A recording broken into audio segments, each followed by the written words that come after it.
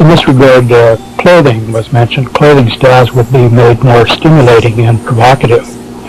Recall back in 1969 was the time of the miniskirt, when those miniskirts were very, very high and very revealing. He said it's not just the amount of skin that is exposed that makes clothing sexually seductive, but other more subtle things are often more suggestive. Things like movement and the cut of clothing and the kind of fabric, the positioning of accessories on the clothing. If a woman has an attractive body, why should she not show it, was one of the statements. There's not detail on what was meant by provocative clothing, but since that time, if you watch the changes in clothing styles, blue jeans are cut in a way that they're much more tight-fitting through the crotch. They form wrinkles. Wrinkles essentially are arrows, lines which direct one's vision to certain anatomic areas. And this was around the time of the burn your bra activity. He indicated that a lot of women should not go without a bra. They need a bra to be attractive. So instead of banning bras and burning them, bras would come back, but they would be thinner and softer, allowing more natural movement.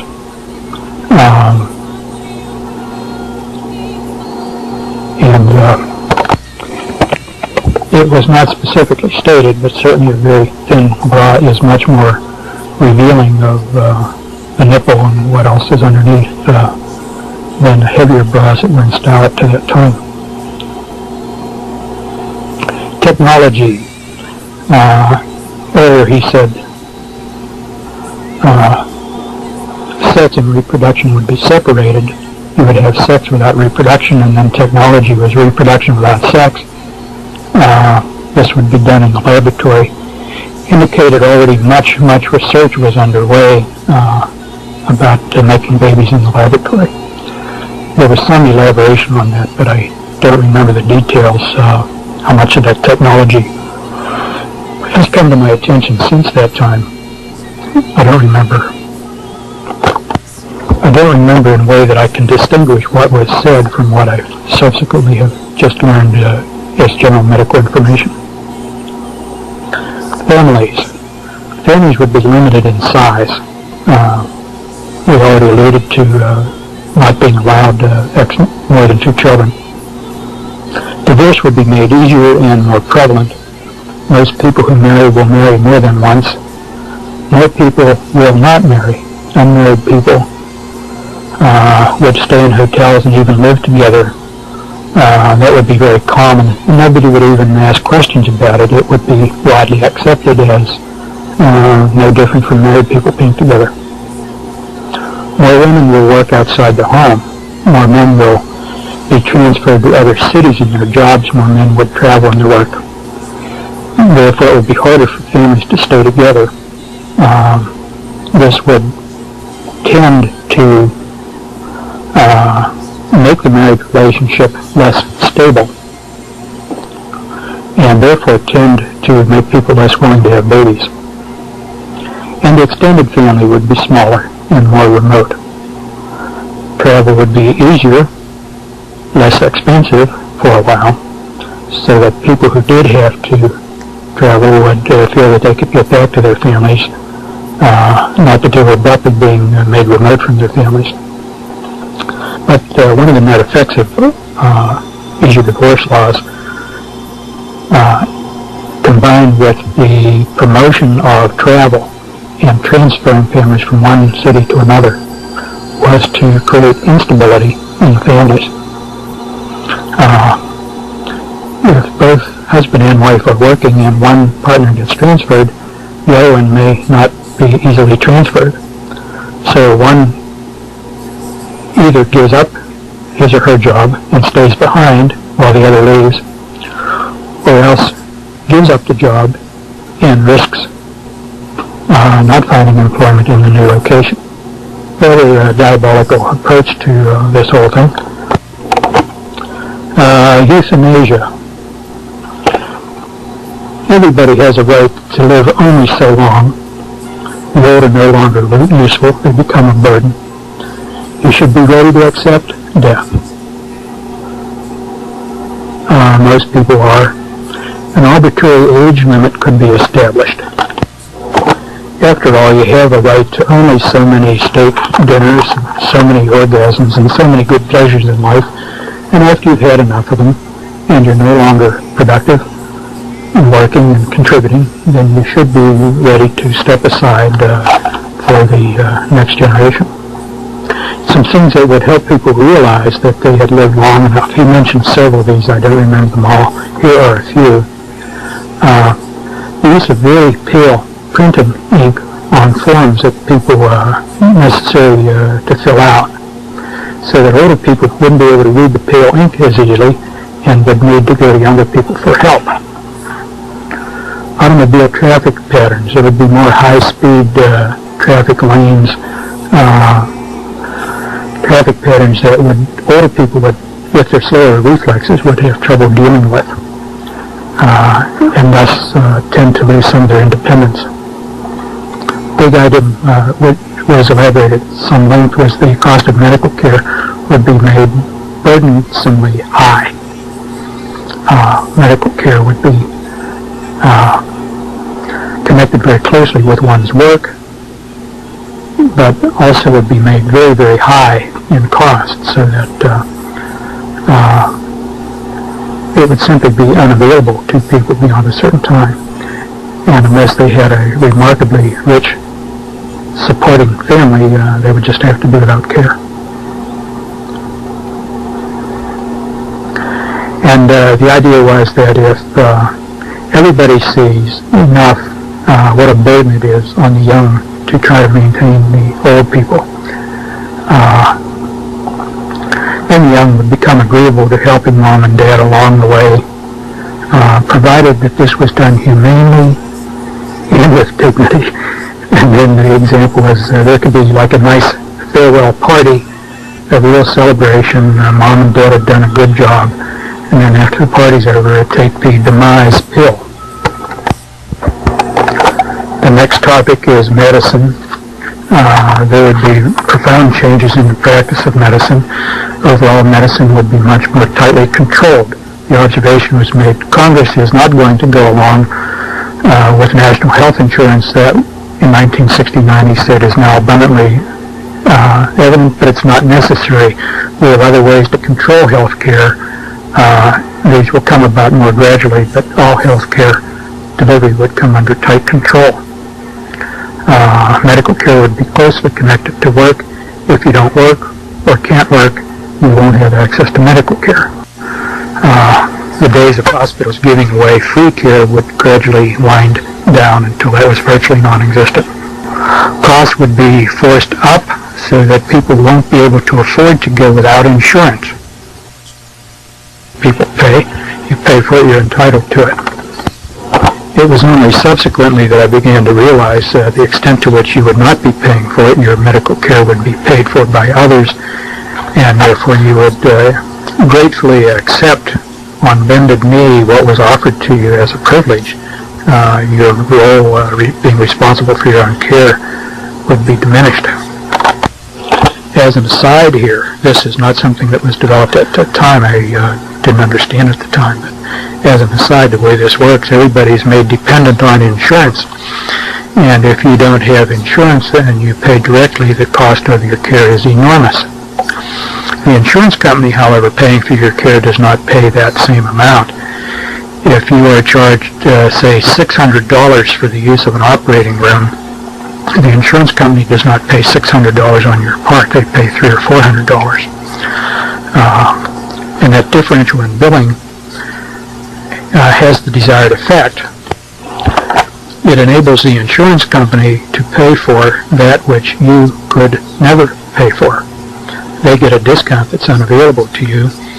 When you see your bill, you're grateful that the insurance company can do that, and in this way you are dependent and virtually required to have insurance. The whole billing is fraudulent. Anyhow, continuing on now, Access to hospitals would be tightly controlled. Identification would be needed to get into the building. Security in and around hospitals would be established and gradually increased so that nobody without identification could get in or move around inside the building.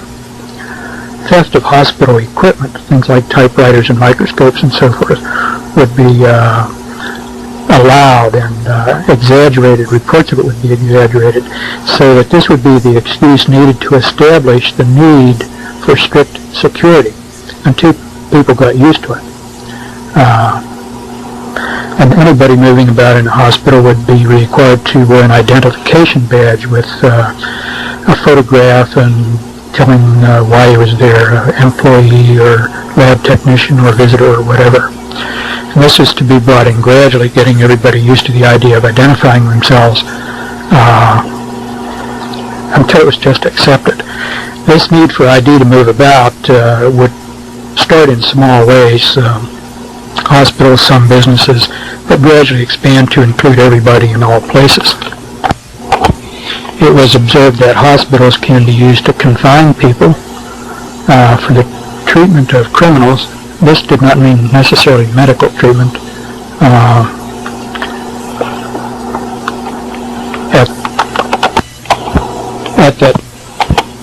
At that time, I did not know the word psycho prison, as in the Soviet Union, but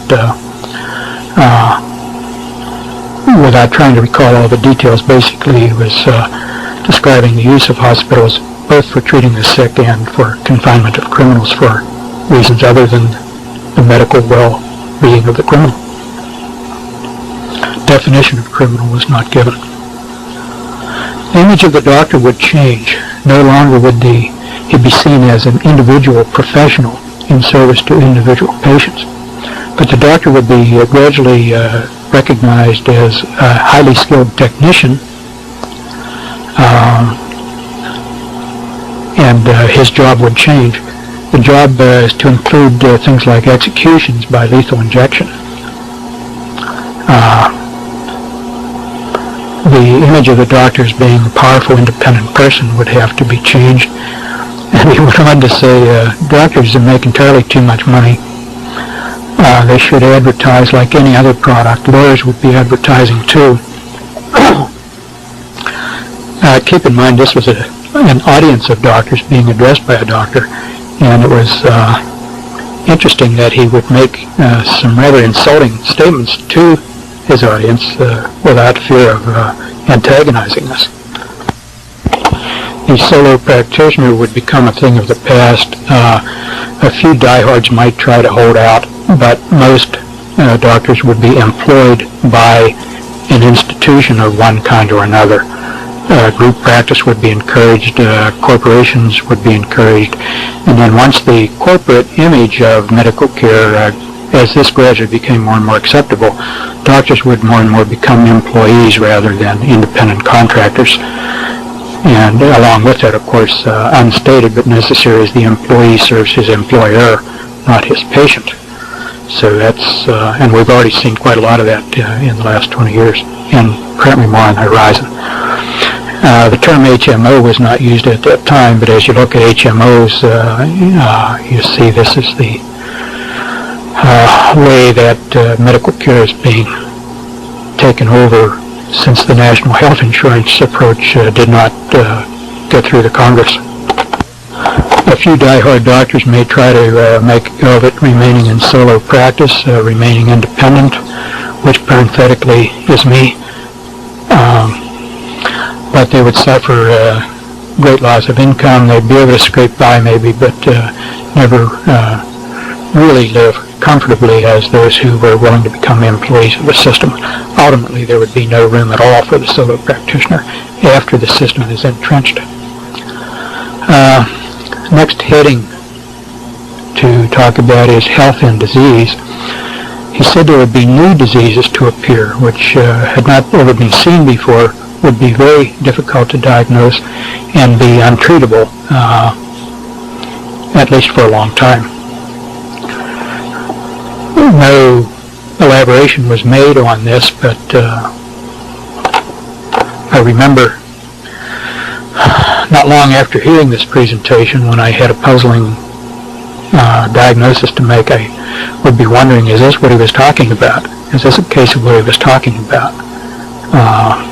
Some years later, as AIDS ultimately developed, I think AIDS was at least one example of what he was talking about.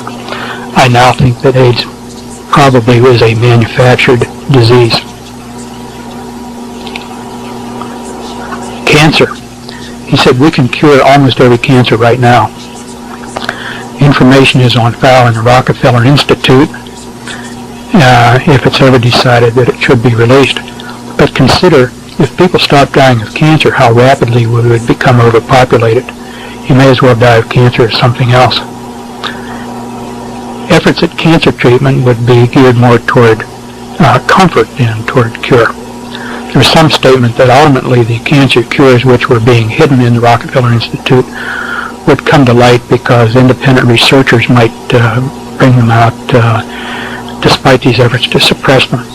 But at least for the time being, letting people die of cancer was a good thing to do because it would slow down the problem of overpopulation. Another very interesting thing was heart attacks. He said, there is now a way to simulate a real heart attack. It can be used as a means of assassination.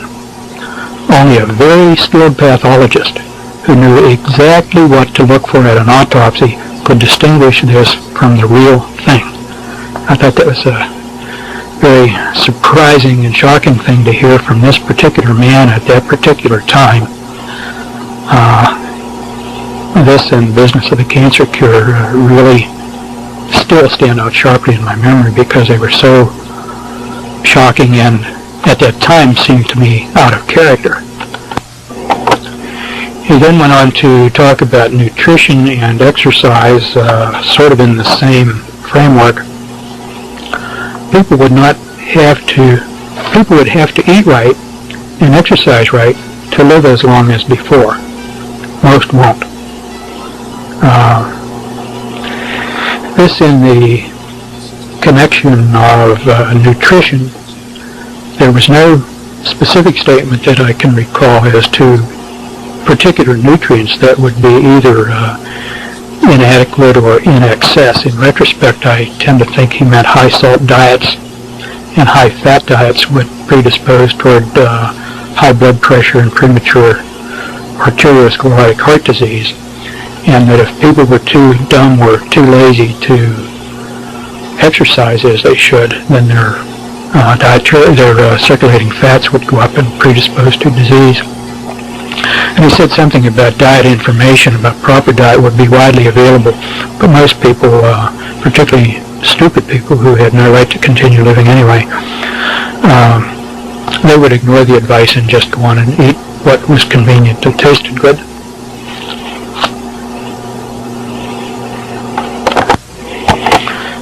There were some other unpleasant things said about food. I just can't recall what they were, but I do remember of having reflections about wanting to plant a garden in the backyard to get around whatever these contaminated foods would be.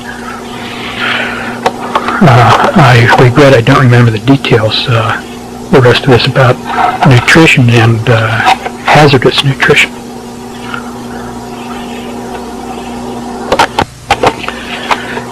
With regard to exercise, he went on to say that more people would be exercising more, especially running, because everybody can run. You don't need any special equipment or place. You can run wherever you are. As he put it, people will be running all over the place. And in this vein, he pointed out how supply produces demand, and this was in reference to athletic clothing and equipment, as this would be made more widely available and glamorized, particularly as regards running shoes. This would stimulate people to develop an interest in running, and as part of a whole sort of public propaganda campaign, people would be encouraged then to buy the attractive sports equipment and to get into exercise.